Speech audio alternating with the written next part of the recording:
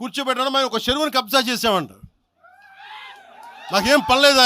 నిజంగా మీరన్నట్టుగా కబ్జా చేస్తే ఇల్లు తగలబెట్టారా? నాది వచ్చి ఉంచుతారా నన్ను?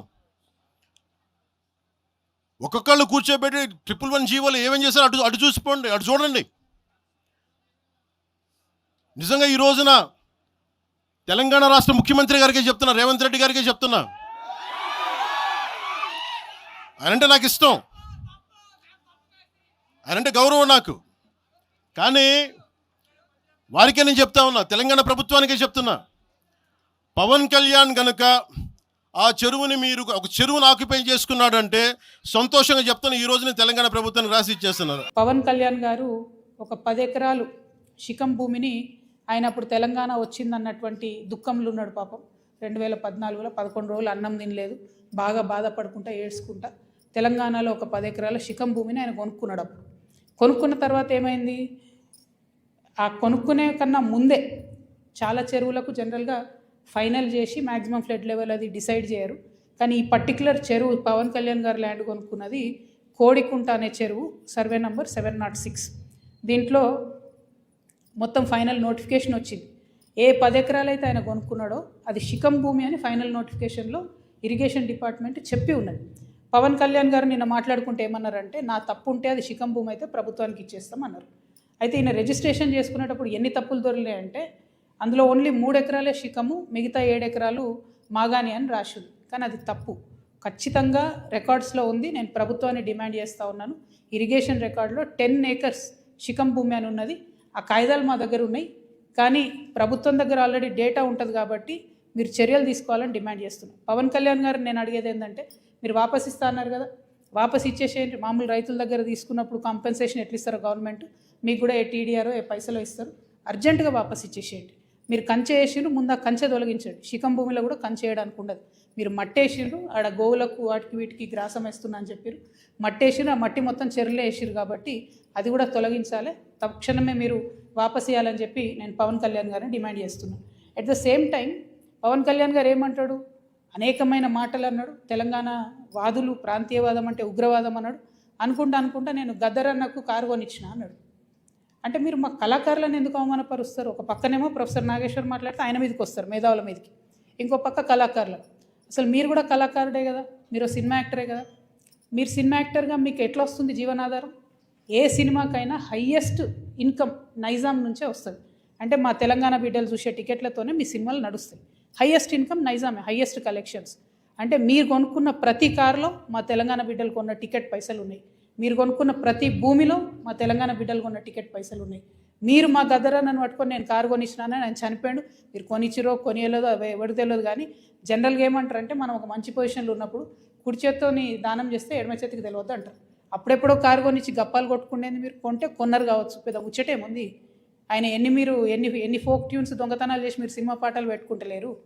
ఇచ్చిర్రా ఎప్పుడన్నా రాయల్టీ మీరు ఫోక్ ఆర్టిస్టులకి? ఎప్పుడన్నా ఫోక్ ఆర్టిస్టులను ఆదుకున్నారా? చిన్న నిర్మాతలను ఆదుకున్నారా? పక్క రాష్ట్రాల్లో ఎట్లా చేస్తారు, తమిళనాడులో అక్కడిక్కడ వాళ్ళందరూ. నేను ఎందుకు ఈ మాట చెప్తా ఉన్నా అంటే, మీరు ఒకటంటే మేము 100 అనాల్సి వస్తుంది.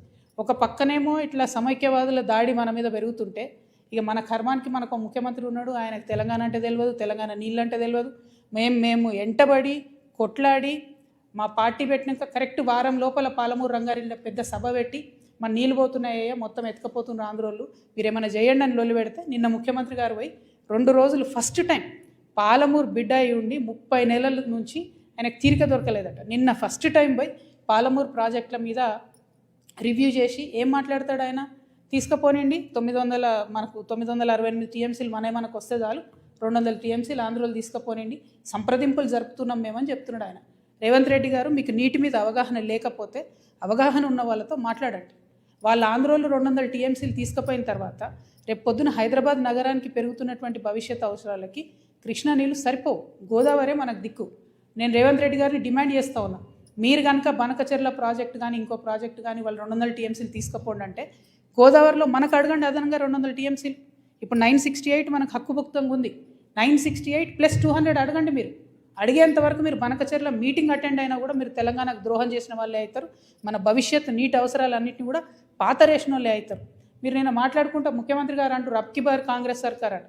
కూర్చునే యువత ఆఖరి బారే ఏ కాంగ్రెస్ సర్కార్, ఆఖరి బార్ కాంగ్రెస్ సర్కార్.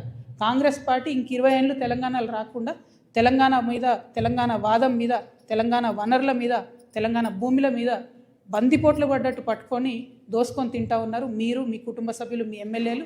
నిజంగా ఘోరమైందంటే ఈ దోపిడీకి అప్పుడు బీఆర్ఎస్ పార్టీలో దారులు తెరిస్తే, కిటికీలు తెరిస్తే ఇప్పుడు వీళ్ళు తలుపులు తెరిచి ఏకంగా దోసుకొని పోతున్నారు. అప్పుడు కేటీఆర్ పాలనే నడిచింది, ఇప్పుడు కేటీఆర్ పాలన నడుస్తుంది. అప్పుడు కేటీఆర్ అంటే ఏంటంటే కేసీఆర్ గారు, తన్నీర్ హరీష్ రావు గారు, రామారావు గారు. ఇప్పుడు కేటీఆర్ అంటే ఏంటంటే కొండలరెడ్డి, తిరుపతి రెడ్డి, రేవంత్ రెడ్డి. అప్పుడు ఇప్పుడు సేమ్ పరిపాలన నడుస్తుంది తప్పితే వేరే ఏం మారలేదు. దోపిడీ మారలేదు, పెరిగింది, రాచబాట పట్టింది దోపిడీ. ఈ 1,00,000 కోట్ల కాంగ్రెస్ దోపిడీని ఖచ్చితంగా ఆపుతాం. ఆ 1,00,000 కోట్ల తెలంగాణ భూమిని కాపాడుకొని తీరుతాం. ఎట్లయితే వెలుగుమట్లలో పేద ప్రజల భూములు కాపాడినామో అట్లనే తెలంగాణ వ్యాప్తంగా ఉన్నటువంటి అన్ని జిల్లాల్లో మీ దోపిడీని గమనిస్తున్నాం. ఎవరు గమనిస్తలేరు అనుకోవద్దు. ఖచ్చితంగా మా వనరులను మేము కాపాడుకుంటాం. సీరియల్ లెక్క ఈ 1,00,000 కోట్లు ఎక్కడెక్కడ దోపిడీ చేస్తారో చెప్తా నేను. ఇవాళ ఈ లేఖను మళ్ళీ ఒకసారి చూపించాలి దయచేసి. Thank you. జై తెలంగాణ. 2014లో పవన్ కళ్యాణ్ భూములు పంపుతున్నారు, కానీ వివాదం ఇప్పుడు అవుతుంది. అంటే 12 ఏళ్లలో ఎందుకు దీన్ని చర్చించలేకపోయారు, ఎందుకు అడగలేకపోయారు? 1 సెకండ్, ఇది ఒక్కటి చెప్పేసి కనబడుతుందా క్లారిటీ?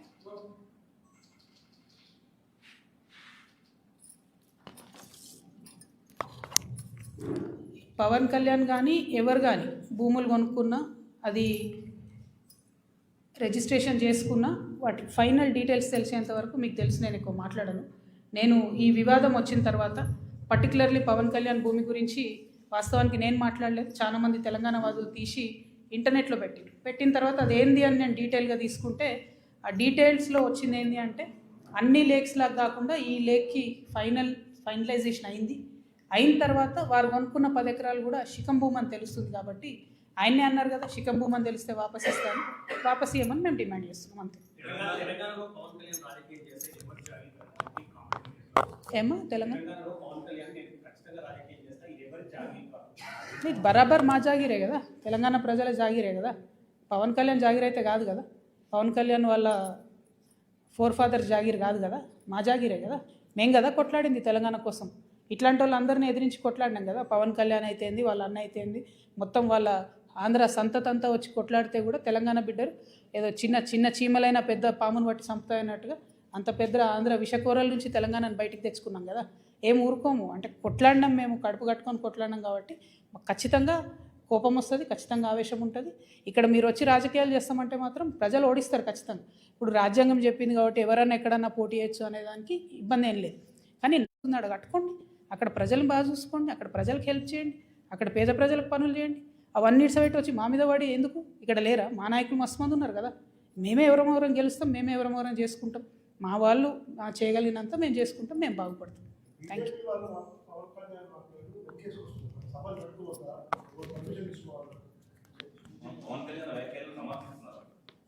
అంటే బీజేపీ వాళ్ళకి ఎవరు లీడర్ లేరు. వాళ్ళు ఏదో పవన్ కళ్యాణ్ వస్తే 2 ఓట్లు వస్తాయి అనుకుంటున్నారు.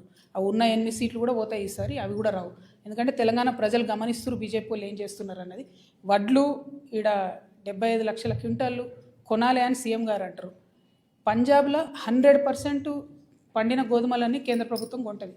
మరి 8 మంది ఎంపీలు పోయి అడగొచ్చు కదా, ఇక్కడ 100% మాకు, మనకెందుకు 38% కొనాలి? మరి ఆ మాట ఎందుకు మాట్లాడరు? పవన్ కళ్యాణ్ తర్వాత సంగతి. ముందు అసలు మన ప్రజల కష్టాలలో బీజేపీ పాత్ర ఎక్కడు? బీజేపీ ఏం మాట్లాడుతుంది? డెఫినెట్గా బీజేపీని తెలంగాణ ప్రజలు రానున్న రోజుల్లో ఎలక్షన్లో ఖచ్చితంగా బుద్ధి చెప్తారు.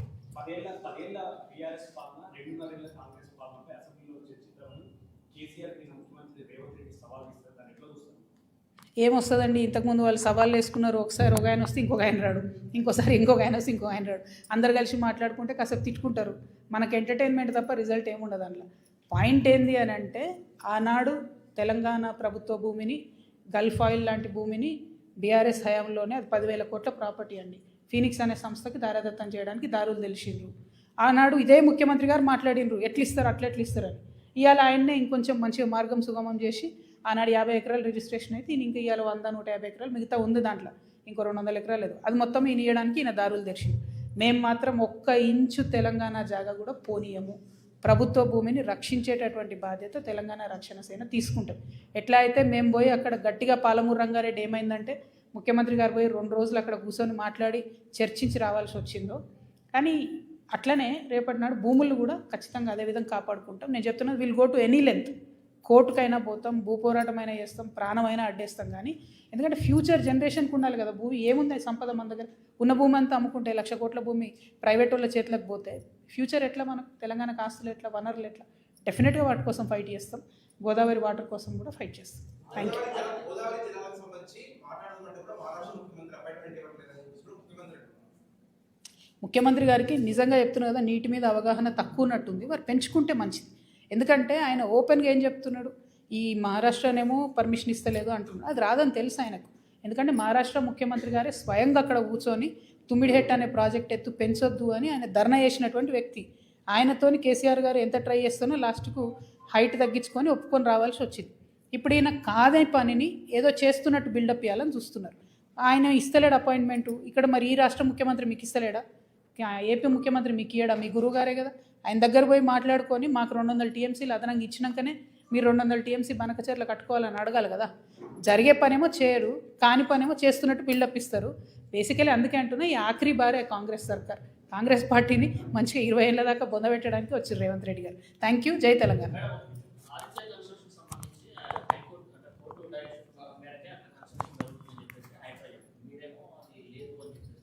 నేను చెప్తున్నా కదబ్బా, హైడ్రా అనేటటువంటిది రేవంత్ రెడ్డి గారి అవినీతి పాయలల్లో చిన్న పాయ మాత్రమే.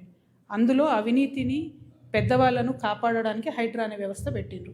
ఈ సంవత్సరం 7,000 ఫైర్ యాక్సిడెంట్లు అయితే నిన్న వచ్చిపోయిందండి హైడ్రా. ఇలా హైడ్రా మొత్తం ఫైర్ యాక్సిడెంట్లు అంతా వాళ్ళే చూడాలి, ఈ మోరీలు నాలాలు క్లీన్ చేసేది వాళ్ళే చూడాలి. మరి ఇంకొక 10 రోజులైతే వాన పడుతుంది. ఒక నాలా అన్న తీసిరండి, ఒక మోరీ అన్న తీసిరా. పైగా ఇట్లా చెరువులు కబ్జా అవుతుంటే చూసుకుంటూ కూర్చుంటే హైదరాబాద్ నగరం నీళ్లతో నిండిపోతుంది కదా. శ్రీ ఆదిత్య అనేది 1000కి 1000% తప్పు ప్రాజెక్టు. అది మూసీ నది గర్భంలో కడుతున్నారు. మూసీ నది గర్భశోకం ఎవరికి మంచిది కాదు. నేను ప్రభుత్వానికి చెప్తున్నాను, హెచ్చరిక చేస్తున్నాను. శ్రీ ఆదిత్య పనులు ఆపండి. మీరు ఆపకపోతే మేము లీగల్గా కూడా పోతాం.